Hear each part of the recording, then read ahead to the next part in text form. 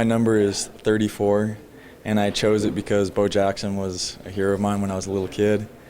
And I was going to pick 4 last year, but that wasn't available.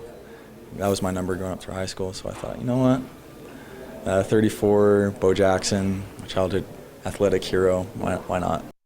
Thank you, Cale Buchanan. The last Cougar favorite number of the season. The next big number, 25. That's 25 days to the Las Vegas Bowl. We'll talk much more about that coming right up. Time for your question. Send your question to AskBronco@KSL.com. Tonight's question comes from Jamin Nelson of Holiday. What did you say to the offense during the timeout before commencing the final game-winning drive? I didn't say a thing. I trusted Coach and I and the offensive staff to present that as they saw fit. The only thing I did was coordinate with our offensive coaches to make sure we were clear on managing the timeouts and using the clock appropriately, which I felt we handled right on the money. And but in that situation, they needed a voice from those that work with them day in and day out about the execution part of that drive. That wasn't about emotion. That wasn't about playing from your heart. That was about execution, and that's I thought that was a more appropriate time to stay away than be involved. You didn't want to meddle into that one. No. What was your estimation of what they were going to come out with? What are you thinking about during that meeting? Oh, it's just similar to what I've seen in practice as we work 2-minute and the plays unfolded and developed just as they have in practice, with our players performing correctly, being well schooled and knowing when they needed to get up quickly and snap the ball, when they needed to spike it, when they needed a first down, when they needed to get out of bounds, and it went basically flawlessly, again, with the focus being on the execution, which in a situation like that, it might sound relevant and like that's the direction. It would have been very easy to give the motivational speech and rally, etc., and that's, I thought, would have been exactly opposite what we needed. This was the scene last year in Las Vegas. Plenty to eat, plenty of fun, and then came game time. Next up for the Cougars, 25 days to the Las Vegas Bowl, coming Thursday, December 21st, 6 p.m. Mountain Time. Not on the mountain, no, it's on ESPN, so everyone will get a chance to see it. It's already sold out, Sam Boyd Stadium, as you know. As you look forward to that date, it is 25 days away, but what kinds of scheduling do you do now? I meet with the team tomorrow. They'll lift, and there's a team meeting right after that, and I'll give them their bowl schedule. This upcoming week will be mostly just conditioning, and probably midway through next week as well. This team is more mature than we were a year ago, and I'll limit the number of practices in relation to last year, but it'll be a model that will give us our best chance to go win the game. All right, we don't know for sure who you guys will get. It'll be the 4th place team in the Pac-10. There's a mess of teams at 4 and 5 in the Pac-10. Assuming UCLA loses next Saturday to USC, they would be the 5th Pac-10 team at 4 and 5 in the conference. And ESPN's bowl projection, and apparently the reality is that if UCLA loses to USC, Gary Croton's Ducks of Oregon will be playing you guys in the Vegas Bowl. Oregon 8th in the nation in total offense, more than 436 yards a game, 18th in the nation in scoring, over 31 points a game. And I don't know if you're going to share with us your thoughts, if you're going to look ahead or until you know for sure. I'd rather till we know for sure. And in the meantime, I just intend to enjoy this with our team. And it's been a long time since we've been able to have just some breathing room. They've played at a very consistent rate from start to finish, and have been just completely and fully devoted to what we're doing. And so I'd like to have the window of time to just enjoy that, allow their schoolwork to receive the focus necessary, the healing to occur physically, right. And then once the team is announced, then I'll address it and we'll go from there. I noticed, I know that during times in the season in the past, you have talked to Coach Croton. Do you continue to, when was the last time you talked to him? About halfway through the year, and Coach Croton would call on occasion, and we've remained very good friends as we were when I was hired here. And in the position of being head coach at BYU, there are very few that understand what it is, and Coach Edwards is certainly the closest in terms of proximity. But I think Coach Croton has had a special interest from afar and lends a voice of support and when necessary, and I've appreciated that. And if you face Oregon, which we won't discuss, but boy, you'll have an offense to deal with. He certainly can scheme up an attack. All right, time for the latest tap into BYU's football tradition. Here's Jeremiah with another Cougar classic. We can never relive the drama of the Miracle Bowl too often, can we? Defense! Defense!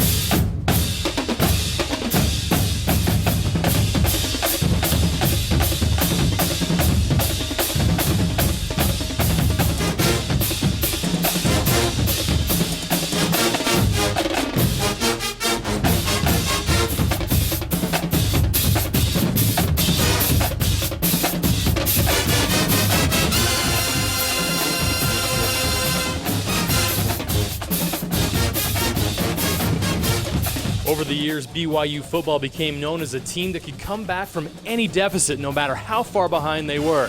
But only one comeback was so unbelievable that they called it the Miracle Bowl. Lavelle Edwards listening as a member of his staff tells middle linebacker Kyle Whittingham.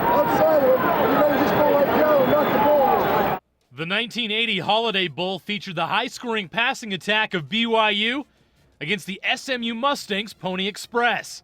Running backs Craig James and Eric Dickerson combined for 335 yards and 4 touchdowns, including this 42-yard run by James. Oh, look out. Ooh. This is going to go all the way. That score gave SMU a 45-25 lead with 4 minutes to play, setting the stage for the greatest comeback in bowl history. Is it a touchdown? It is.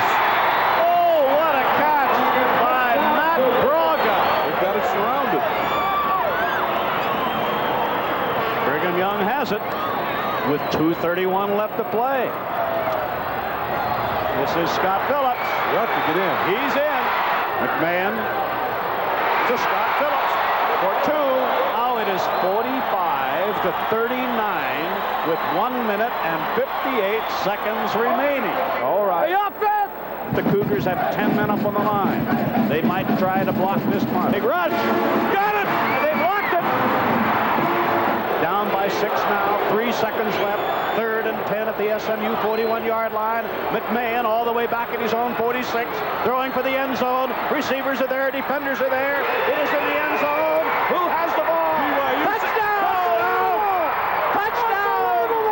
Jim McMahon's prayer was answered by Clay Brown, and Kurt Gunther's extra point gave the Cougars a 46-45 win, the first bowl victory in BYU history. I'm Jeremiah Jensen with another Cougar Classic. The first of many, many bowl wins for the Cougars, and you're on your way toward trying to erase a 10-year streak without. As you watch that, I know Lavelle's right in the middle of all these remarkable highlights. As I've mentioned so many times, the standard's been set, and I wasn't expecting to see a lot of jumping and skipping around by Coach Edwards. I mean, there's just an acknowledgement and a steadiness about him that I think was the mark of the program for a long time, and we're on our way back to trying to get that same kind of presence. You did a little bit of skipping and jumping yesterday. We caught it. All season we've enjoyed hearing about the Cougars players' creativity and how they've proposed to their wives. Coach Mendenhall, I've tried a couple times, but he's never divulged how he popped the question, so we went around him right to Holly. He had just been released from Oregon State, and we knew we had a short amount of time to make the decision, and so we were on a hike in Glacier National Park, and he proposed while we were just walking down the trail. He turned around and bent down and said he didn't want to live without me anymore. So he is romantic.